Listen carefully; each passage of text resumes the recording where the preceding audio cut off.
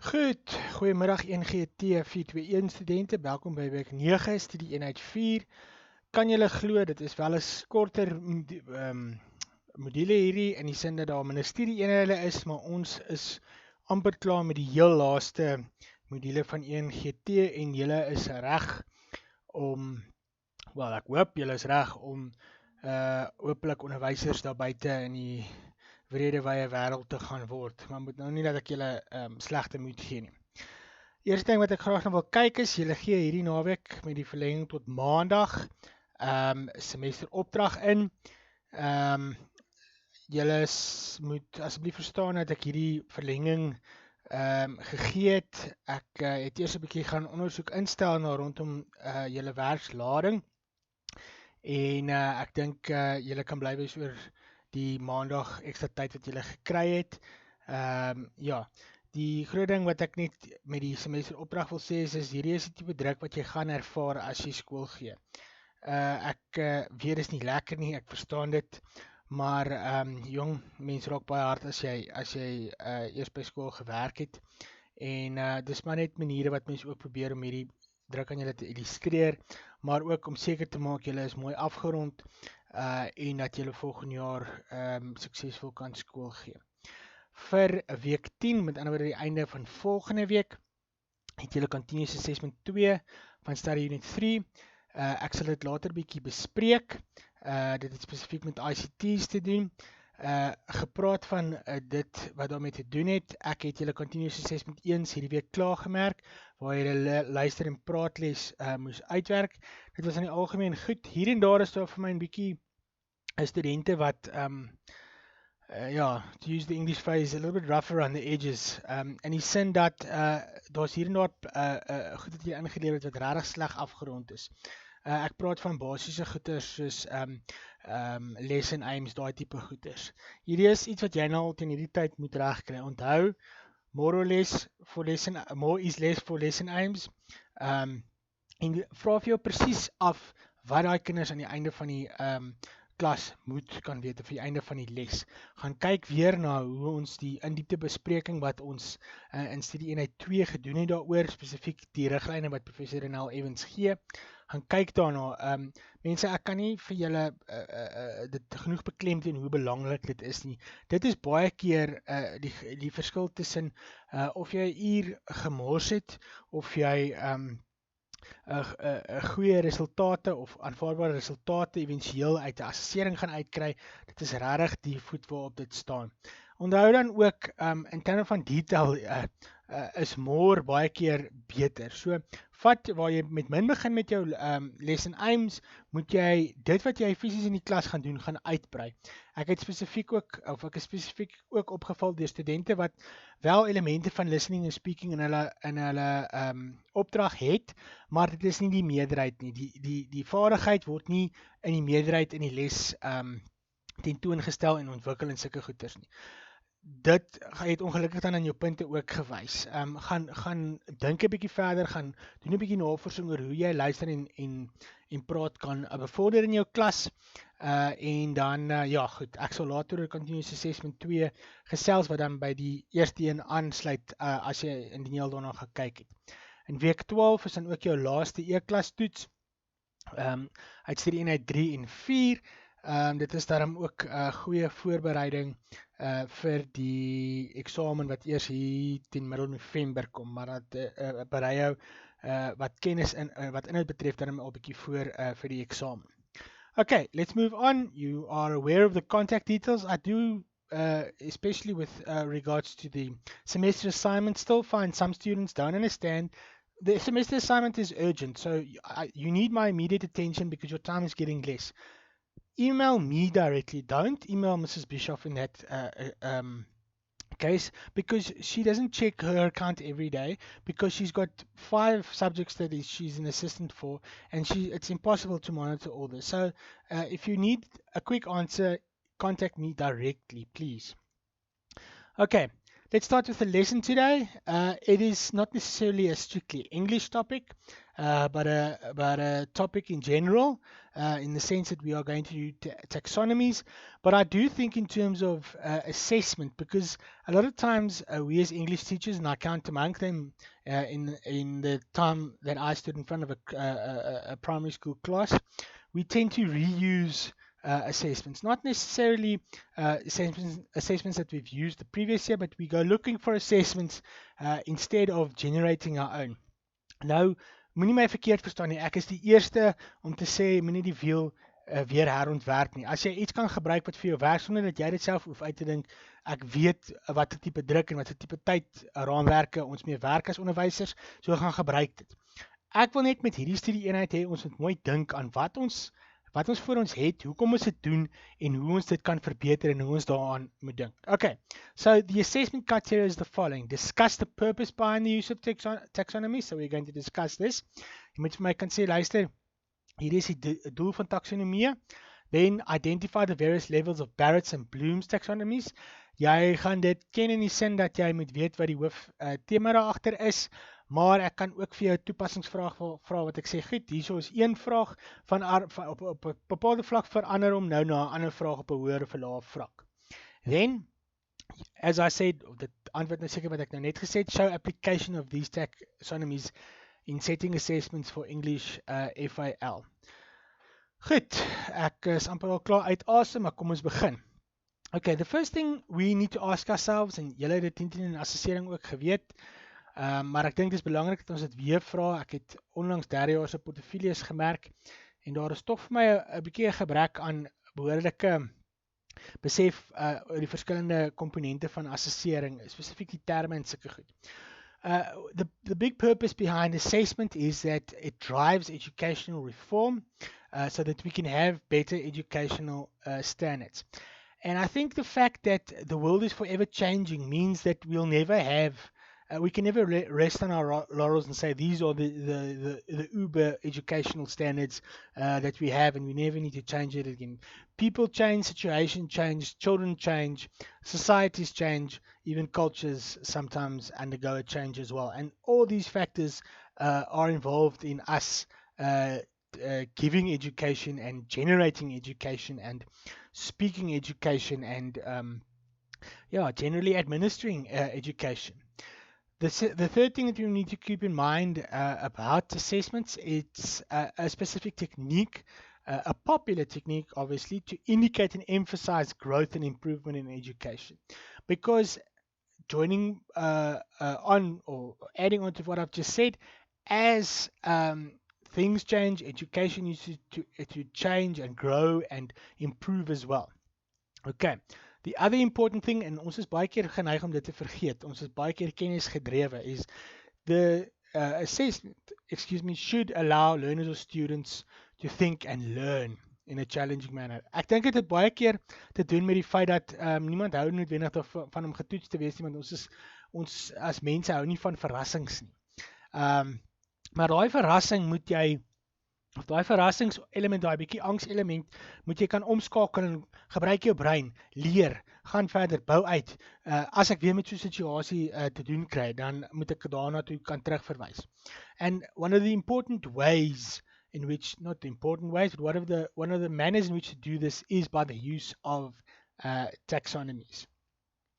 Ek het eintlik, omdat my pa by Tux was, het ek eintlik lankal van taksonomie of die gedagte agter taksonomie geweet, want hy het altyd gesê, onthou, hulle stel 'n toets op om die hele klas door die hele klas se voordeel te wees. So met ander woorde, 50% van daai toets gaan opgestel word, dat almal wat 'n gemiddelde moeite gedoen het om te leer, om te weet wat daar aangaan, die toets kan deurkom. Die wat glad nie geleer het nie, gaan hom nie maklik kan deurkom nie. Dan die volgende, of kom ons sê dit was 60%, die oorblywende 40% is die wat regtig hard geleer het, wat regtig seker gemaak het, hulle het insig tot wat hulle geleer het, en hulle het nie net uit hulle koppe uit geleer nie. So dit is die basiese idee agter taksonomie, ook om daai proses te reguleer in 'n vaste manier. Okay, practicing the art of assessment. You should be used to this by now, But I think the emphasis here is on the word practice.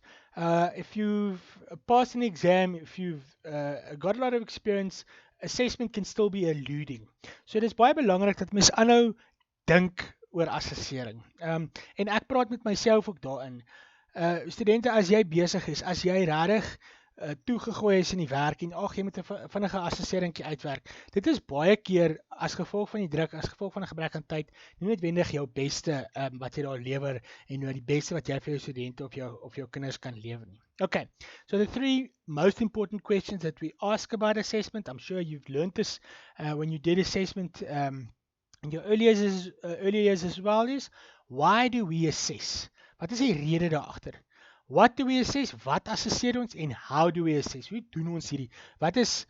How is amper half die wat is die werkwoord agter daai proses? I'm going to try and attempt to answer these questions in a general way, but I'm sure that as you've also experienced, there are varying levels of answers and varying contexts of these answers to these 3 questions in teaching as well. Okay, why do we assess? The first thing is the bridging of a gap between knowledge and understanding. Knowledge, typies, ek leer dit soos 'n papegaai, dis in my kop, ek sê die rympie van voor af op. Understanding is anders. Is how do I make this my own? How do I use it in future? How do I understanding is basically the growth behind education. So the important thing is that learners, obviously teaching we know is a scaffolding process. This is a kind of a test to show whether the scaffolding has paid off and the learner can move from one milestone to the next. Especially important with English as an additional language. Secondly, on why do we assess? It gives us feedback to the learners. Dit weet julle teen al van tweede enough. Gives feedback to the parents, to the educators on why on the milestones that learners have reached or maybe struggle to reach. And then thirdly, basically what I've just said, it indicates whether the learner is ready to move on to the next milestone of a new academic year. So hierdie is universeel vir alle assesserings. Then, if we carry on, ek sien ek het my skyfie herhaal, die belangrike ding wat ek net wil na gaan kyk is ook die National Curriculum Statements in jou handboek of in jou studiehandleiding op bladsy 48 sê die volgende oor die curriculum en spesifiek assessering.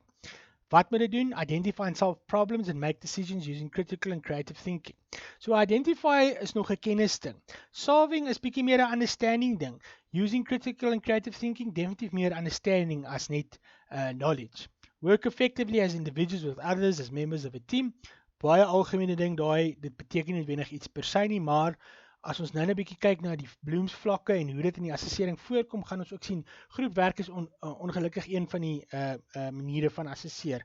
En alhoewel ek nie daarvan hou nie en van julle dalk ook nie daarvan hou nie, is dit nie iets wat sommer net gaan verdwyn nie. The third thing, organize and manage themselves and their activities responsibly and effectively. Again, through understanding, I learn something and I'm able to manage something. So dit gaan jy ook sien deurskemer in die verskillende vlakke. Collect, analyze, organize and critically evaluate information. Is dit die waarheid of is dit sommer net nonsens? Dit is baie van wat daarmee te doen is. Am I a sucker or not? Can I recognize things like sarcasm, that kind of thing, the inferences behind it. Then the assessment should allow learners to communicate effectively using some visual, symbolic and or language skills in various modes.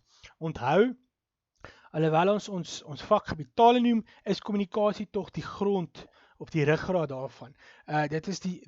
Languages are just a springboard. There's many more possibilities. Then we've got the second last point with regards to science and technology. Not necessarily science as subject, but specifically science as cognition. How do we think about the knowledge that we have? How do we understand it? And how do we go and practice it where or use it or apply it in the world out there? They specifically say towards the environment and the health of others. This is not just necessarily the natural environment, it can be the social and cultural environment as well.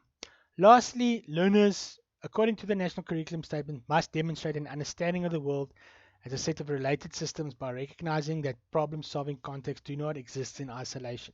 The whole thing behind an holistic approach, knowing that the world is made up of components that have various sections.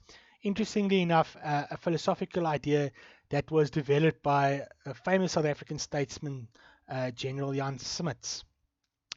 Lastly, I think I'm going to go back to the slideshow now. That button, if it'll just react, and I need to get my display settings back again. Okay, back to the slideshow. We've mentioned the national curriculum statements now. Some of these points, and that's what I wanted to say as well. Some of these points, I think I've illustrated as well, relate directly to language. Okay. If you think of your language skills, if you think, for example, of reading and reading to understand and reading to comprehend, then a lot of these things relate directly to it. Language and language conventions definitely relate to this as well. Listening and speaking is part of a communication process where information is exchanged, where certain inferences are made, and where certain understanding needs to take place. Writing, as an exact opposite of reading, certainly as well. The important thing that we need to remember is, of course, our context. And our context is English as a first additional language. Well, not just the first additional language, in terms of level, it's a first additional language, but often learners that have it as a third or a fourth language. Ek het onlangs, dat ek vir 'n ander instansie het ek 'n bietjie goed gemerk. En hulle studenteprofiel is baie meer uit, hulle in eerste plek baie meer studente as ons, maar baie meer uit minder gegoede, meer plattelandse, en minder gegoed en plattelandse is nie noodwendig dieselfde ding nie, gebiede waar duidelik Engels nie eers hulle tweede taal is nie.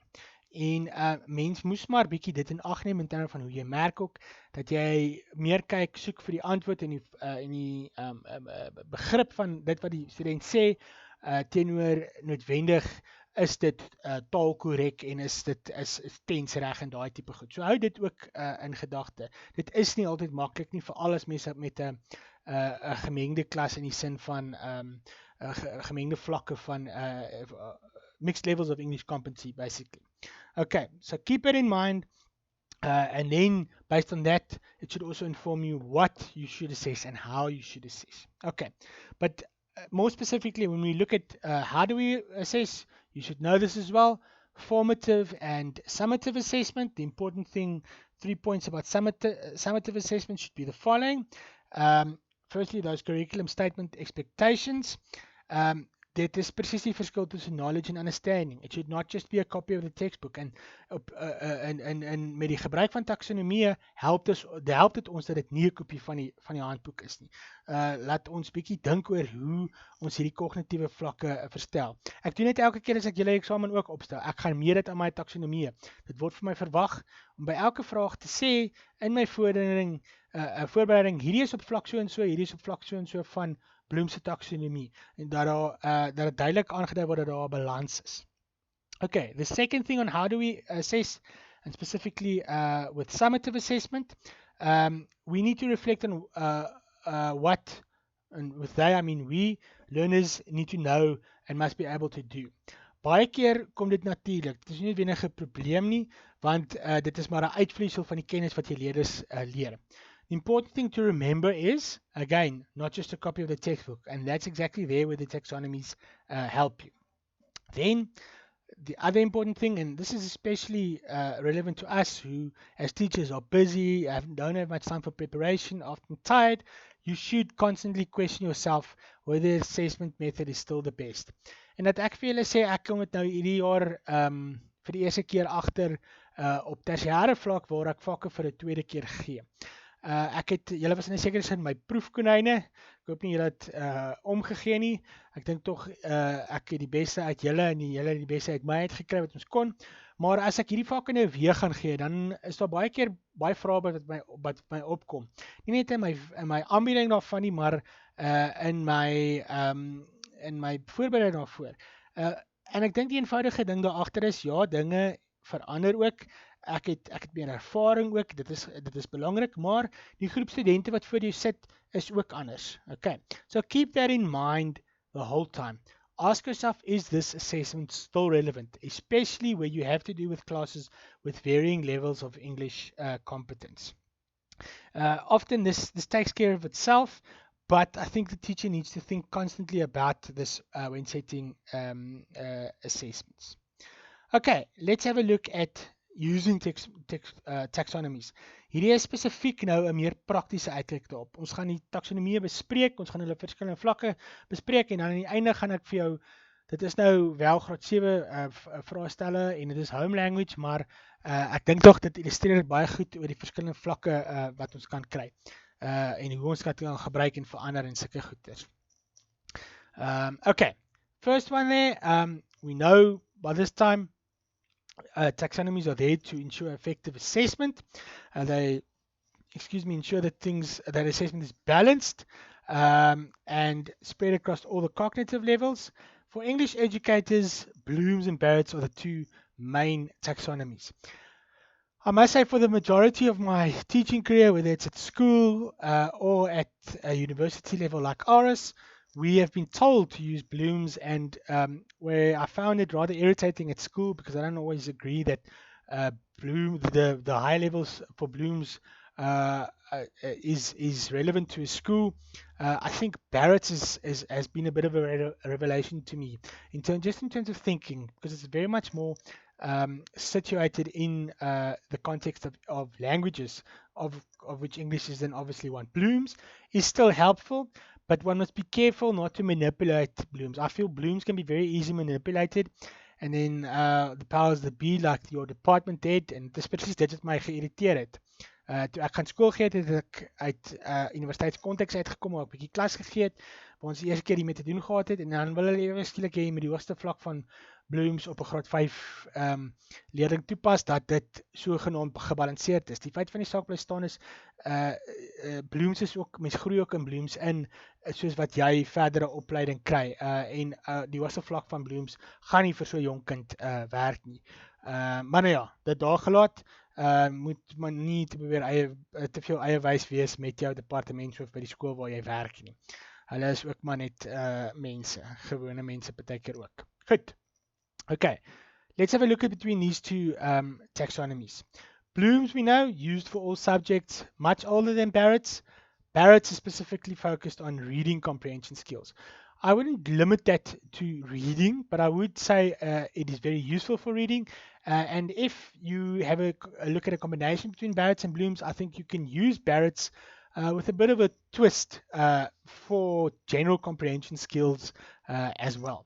Okay, Barrett's has 5 levels: a literal comprehension, a reorganisation, an inferential comprehension, an evaluation, and appreciation.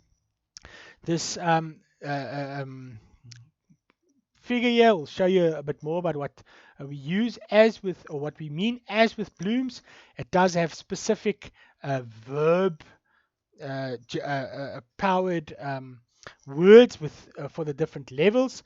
Gaan vergelyk dit ook met wat Bloom's byvoorbeeld gebruik, hulle werkwoorde. Okay, something like appreciate is a concept that a grade 5 learner is not going to understand, not even a grade 6, even appraise and critique.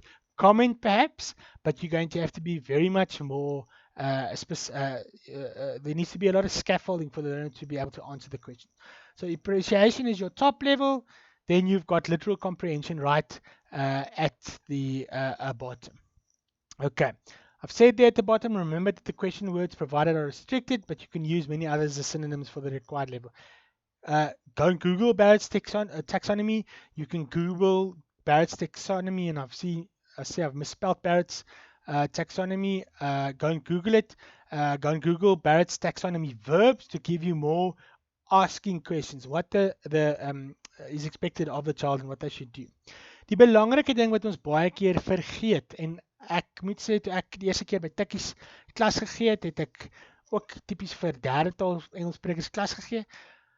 Ek wil nie sê die gemiddelde student nie, maar studente en kinders weet nie noodwendig altyd wat bedoel word met daai woorde nie. So gaan doen jouself die moeite en gaan verduidelik hierdie woorde vir hulle. Maak dit een week jou baseer dit op 'n tema, maak dit een keer op jou word wall as deel daarvan. Selfs al is dit 'n eenvoudige oefening. Just so that students or learners understand exactly what each of these verbs in terms of answering a question means. Okay. Excuse me, I need to slukkie water vat. Blooms, I've said before, is older. It has been revised. As you can see there, it went from a noun form to a verb form. It has 6 levels. Ek dink ek nou nog gesê 8, maar 6 is die hoogste vlak. Waar ons baie keer vir julle tot op vlak 6 gaan, is die gemiddelde vlak, die meerderheid vlakke is hier by understanding and remembering, en dan so 1 of 2 vrae daar uit. Ek wil amper vir jou sê, my gevoel is, ja, skool, die begin van intermediêre fase is definitief tot en met applying, analyzing so bietjie veral in wiskunde, maar hierdie 2 vlakke is regtig vir my ten minste wat laerskool betref bietjie nog nonsensical op 'n skoolvlak. En dis wat ek dan oor gekla het. Jy het hoofde en departementshoofde gehad, gesê gebruik nou Blooms, jy moet alles 6 vlakke hê, dit moet gebalanseerd word, maar ek dink hulle het dit self ook nie lekker verstaan nie, want dit is regtig vir my, dit sal onregverdig wees van 'n onderwyser om te verwag kind moet teen daai boonste 2 vlakke kan presteer. Ek het op bladsy 51 van die studiegids ook vir julle 'n tabel gegee waar ek letterlik 'n opsomming van die verskillende vlakke vir Blooms en hulle geassosieerde werkwoorde daarby gesit het. Gaan druk hierdie ding uit of gaan copy and paste hom en hou hom by jou. Dit help jou regtig om jou vraestel redelik reg te kry, redelik in lyn te kry met dit wat verwag word en om gebalanseerd te hou. Gaan kyk na elkeen van hierdie in 'n assesseringsgeleentheid in die eksamen kan ek byvoorbeeld vir jou sê, goed, hierdie is vlak so en so, gee my woorde wat by recalls, facts and basic concepts pas, of julle hoef nie 'n paar te leer, maar solank jy 'n paar gaan leer, behoort daarby te pas. Dis 'n baie lekker toepassingsvraag waar dit van jou as student bietjie gaan vereis word om te dink oor die werk wat voor jou is. Okay, if we move on, I just want to switch my slideshow back on. And we'll get a reaction now, not exactly what I want. Let's just go back, dis nie waar ek wil wees nie. Goed, die belangrike ding, ons het nou hieroor gepraat voordat ons nou na die voorbeelde gaan kyk. As much as each assessment has its own context. Onthou julle, van die begin toe ons as eerstejaars studente begin het ek gesê, konteks is alles. Ek het vir julle gesê, deur 221, waar jy tekste behandel, met 211, waar jy verskillende leerstyle behandel het, met 311 en 321, en selfs met die literatuurmodule, gaan plaas dit wat jy gevra word in konteks, dit waar jy dink in konteks, en vra jouself, verstaan ek hierdie konteks reg, van die uitdaging wat voor my staan. Nou elke leerder is nie net 'n uitdaging nie, maar is ook 'n konteks op sy eie, of dit nou in 'n groep is of individueel. We also as educators need to consider that assessment also has particular contexts. Okay. En dis hoekom ek baie keer nogal dit daarteen is dat 'n kwartaal 2 punt omtrent heeltemal gebaseer is op 'n eksamen. Wys dit noodwendig vir jou groei in terme van dit wat assessering moet wys? My algemene opinie is nie dit doen nie. Daar moet 'n breër verspreiding van punte wees. In die sin dat sekere kinders doen eenvoudig net nie, is eenvoudig net nie gemaklik met eksamens nie. Mens kan net sê, ja goed, maar dis 'n deel van die lewe, dit is so. Maar is dit noodwendig 'n akkurate refleksie eksamentegniek van dit wat jy probeer uitvind met die assessering? So keep that in mind, think out of the box, that's very important. Okay, before we get to the assessment, I'd like us to have a look at 2 assessments. It is grade 7 assessments, that's true. but just to give a bit of focus, ek het dit van die Departement van Basiese Onderwys website gekry. As ek dit nie mis het nie, is dit redelik onlangs.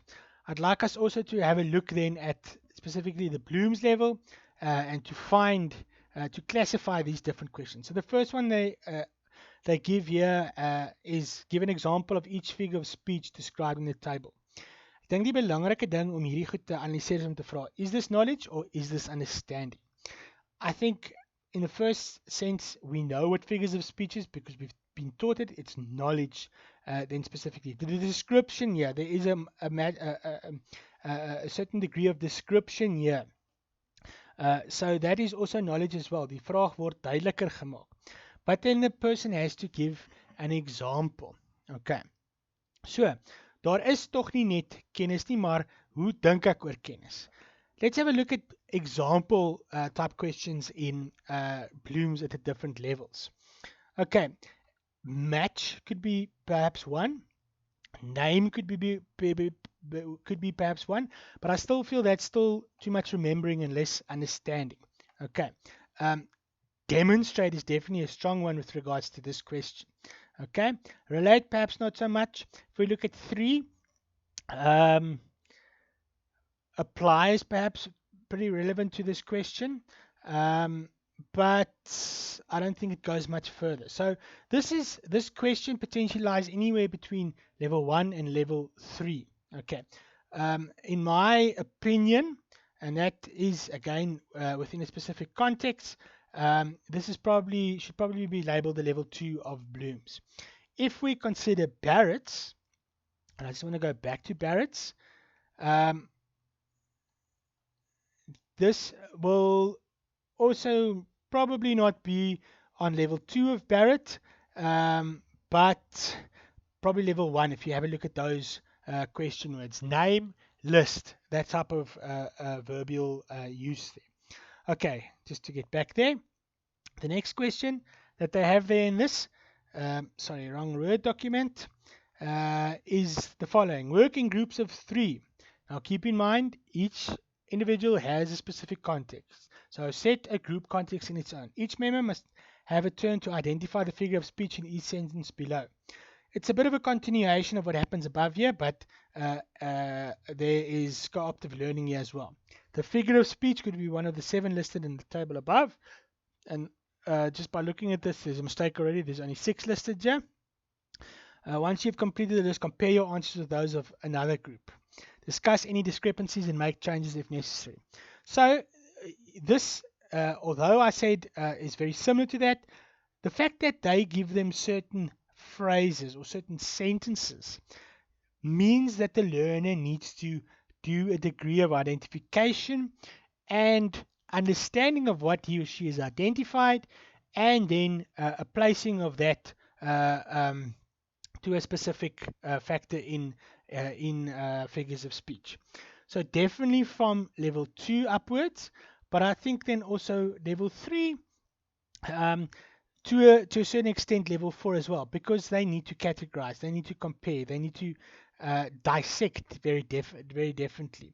They need to definitely examine each of these things. It's not a strict level 4 one, but it certainly falls into level 3 with elements of level 4 and with elements of level 2.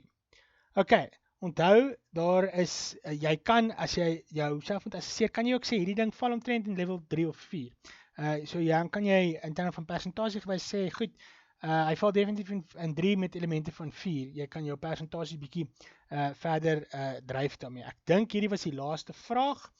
Hoe lyk ons vir tyd? Ons is nog okay vir die tyd. Ek wil nog vir julle een voorbeeld wys voor ons na die assesserings gaan kyk. I don't know how many of you have read the diary, The Secret Diary of Adrian Mole, age 13 and 3/4. This is a typical comprehension, typically how it was written. So die kind moet 'n bietjie agtergrondkennis gehad het oor hoe 'n dagboek lyk en wat gebeur, en 'n paar ander agtergrondkennis van jy weet, uit ander vakke ook, soos byvoorbeeld geografie. Ons name soos London, English. What else did I see? I think Britain here as well. Okay, so what, for example, Trinity means, Moon's Last Quarter. Dit is 'n bietjie meer 'n ouer vir 'n meer ouer kind comprehension. This is a simple comprehension. They first ask you there, who is the author of the diary entry presented in the story? Nou op sigself is hierdie 'n eenvoudige vraag, maar gaan kyk na vraag 2. En dan sal mens versigtig wees om dit nie noodwendig altyd eerste in level 1 te sit nie. Want vraag 2 vra jou, who is the author of the book from where this extract comes? So daar is 'n duidelike verskil in authors, en as jy nie die verskil ken tussen Sue Townsend wat die boek geskryf het en Adrian Mole, haar karakter wat ook eintlik in effek iets skryf nie, dan is daai nie meer is dit definitief gaan dit jou vang. Dit gaan die kind vang. So daai, alhoewel hulle die werkwoord who gebruik, is definitief 'n vlak 2, want daar moet 'n mate van begrip wees. If you look at question 3, on what day of the week did class 4 go to the outing mentioned? That's a simple regurgitation of what they read there. This is for grade 7, so the learner should be familiar with dates. They should be familiar with times.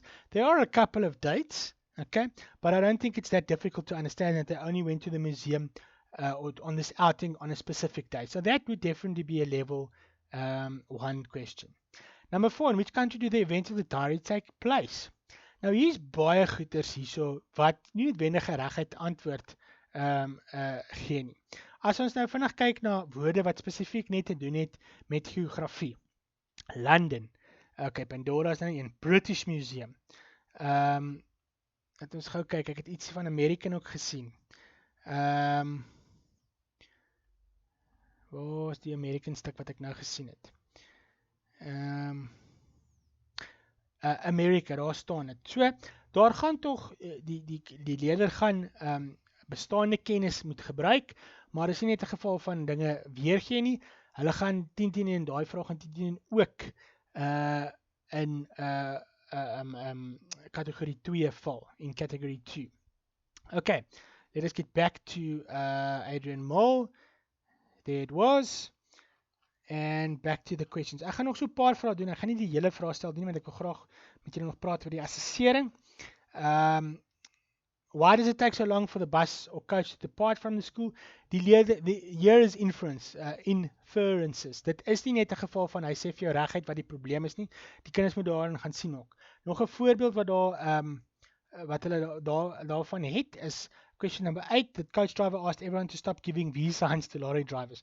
Nou, dit mag dalk ongemaklik vir julle as onderwyser wees. Die kinders moet weet wat V signs is, alhoewel my sal verbaas wees wat kinders weet. Dieselfde met vraag 9 en 10. Daar moet insig wees oor wat 'n flaask is. Hoekom die kinders sing, hoekom die duiwel gehad het hulle moes ophou sing. So this is definitely not just because it's got the verb why. Just a level 1 type of question. I think one can even categorize some of it in level 4. Okay. To understand the inferences behind it. There you see the word inference there as well. So, wees versigtig om hierdie goeders nie te sien net as wat is nou die woord daarvoor? 'n geval van pas die werkwoorde by die vraag en dan behoort dit te balanseer nie. Okay. Gaan dink 'n bietjie oor wat jy vra. Gaan neem die konteks in ag. Met 'n comprehension is dit dalk bietjie makliker want die comprehension stel die konteks vas. Maak seker jy verstaan heeltemal wat die konteks beteken. Maak seker die kinders verstaan heeltemal wat die konteks beteken en dan kan mens besluit op watter vlak hierdie vraag gevra word. Okay, students, your assessment, I said there was continuous assessment 2. Now, continuous assessment 2 is simply taking your continuous assessment 1. Ek wil voorstel dat jy gaan kyk na die kommentaar wat ek gelewer het daarop op e-klas en bietjie daarin gaan verander. But in the main purpose of this assessment is to take that assessment and to show me how you would use more ICTs. So jy kan die bestaande assessering net so vat en jy kan 'n bietjie verander om ICTs by te voeg. I know some of you already have things like PowerPoints and use of computers. That's fine. That's already a good qualification, but don't leave it exactly as is. Gaan probeer dit bietjie meer in terme van buite die boks van hoe ek buite goeders kan gebruik. Gaan kyk na jou studie eenheid 3. Watter metodes kan ek byvoeg? Ek wil amper vir jou sê werk daarop asof jy by 'n skool is waar daar nie 'n tekort aan tegnologie is nie. Okay, so think in terms of technology, how I can enhance my my lesson with technology.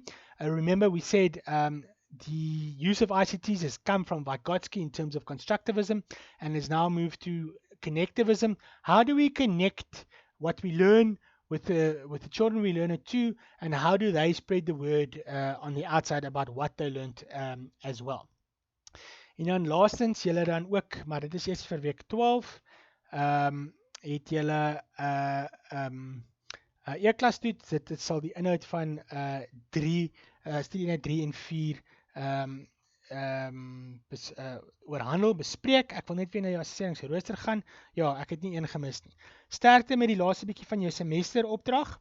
Vra, ek het gesê, dit is eintlik duidelik wat julle moet doen, maar die belangrike ding hierso is simulasie van hoe jou klaskamer situasie en hoe jou departement situasie gaan lyk by die skool waar jy hopelik volgende jaar gaan skool gee. En dan om seker te maak, jy is afgerond in terme van beplanning, jy is afgerond in terme van wat in die curriculum staan en hoe die curriculum werk ook.